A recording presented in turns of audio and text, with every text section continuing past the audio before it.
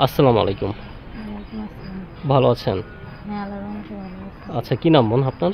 আমার নাম সোনিয়া। সোনিয়া, কত সুন্দর নাম। তো সোনিয়া বোন, এই যে আপনারা ক্যামেরার সামনে এসেছেন কি কারণে বলবেন? আমি একটা ভালো মনের মানুষ চাই। আচ্ছা আচ্ছা, কোথায় থাকেন আপনি? আমি থাকি গাজীপুরে। গাজীপুর। আচ্ছা, বাবা কি করে? বাবা নেই। আচ্ছা, মা কি করে? আম্মু আছে আর ছোটো একটা ভাই আছে। আম্মু কোনো কাজ করে না। আচ্ছা আচ্ছা, তো আপনি কি করেন? আমি কি করবো? আমি মানুষের বাসায় সেলাই মেশিনের কাজ করি।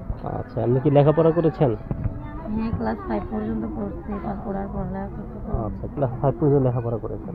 আচ্ছা, তারপর লেখাপড়া করেননি কেন বোন? তারপরে করতে পারি নাই, কারণ ফ্যামিলির দায়িত্ব নিজের নিতে হয়েছে। লেখাপড়া করবো না কাজ করবো, সেই জন্য করতে পারি না। আচ্ছা আচ্ছা, মানে পারিবারিকের কারণে। হুম। আচ্ছা, তো এখন কি মানে বিয়ে করতে চান নাকি একটু সহযোগিতা করতে চান, কোনটা? আমি ভালো একটা মনের মানুষ পাইলে তাকে বিয়ে করবো। সহযোগিতা দিয়ে কি হবে বলেন? সহযোগিতা চাই না। আচ্ছা, ভালো একটা মনের মানুষ চান। হুম। আচ্ছা, তো আপনার বয়স কত হবে? আমার বয়স 18 বছর।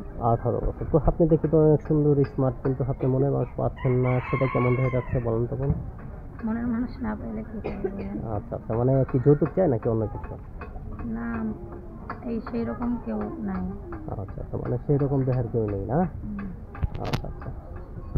আচ্ছা আচ্ছা, তো আপনি চাচ্ছেন যে একজন ভালো মনের পরিস্থিতির মানুষ হলে আপনি আর কোনো দিকে তাকাবেন না, সেরকম না। কিছু? আচ্ছা, হ্যাঁ, এরকম একটা মানুষ ঠিক আছে। চাই। কোনো ভাই যদি আপনাকে পছন্দ করে অথবা কথা বলতে চায়, কিভাবে কথা বলবে? আমার ফোন নাম্বার আছে। আচ্ছা, তো নাম্বার কি দিয়ে দেবো?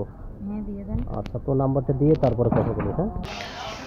আচ্ছা, তো নাম্বারটা বলি, আমার সাথে সাথে বলুন। নাম্বার হলো 01 0186 86 04 04 08 653।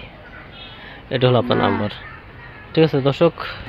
আচ্ছা, তো দর্শক নাম্বারটা আবার বলে দিচ্ছি: 01 01 86 86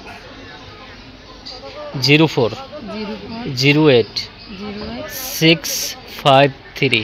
653। এটা হলো আপনার নাম্বার। তো বোন বলেন, এখন আর কি বলবেন? আর কি বলবো? আর কিছু বলেন না। আচ্ছা, তো এমনি মানে বিয়ে করে প্রবাসে নিয়ে গেলে যাওয়ার ইচ্ছা নাকি? ভাগ্যে যা থাকবে তাই হবে। আচ্ছা, ছোট থেকে এত বড় হয়েছেন, কি কি কষ্ট অনুভূতি করে বড় অনেক হয়েছেন? কষ্টের মধ্যে দিয়েই বড় হয়েছি। ছোটবেলা থেকেই বাবা পাশে নাই, আম্মুরে নিয়ে একটা ছোট ভাই নিয়ে অনেক কষ্টের মধ্যে দিয়ে সংসার পার করতেছি। আচ্ছা, মানে সবাইকে নিয়ে অনেক কষ্ট করে বড় হয়েছেন। ঠিক আছে বোন, আপনি ভালো থাকেন। তো প্রিয় দর্শক, আপুর জীবনের গল্প শুনলেন, যদি আপনার দেখা হয় বাকি জীবনের গল্প শুনলেন।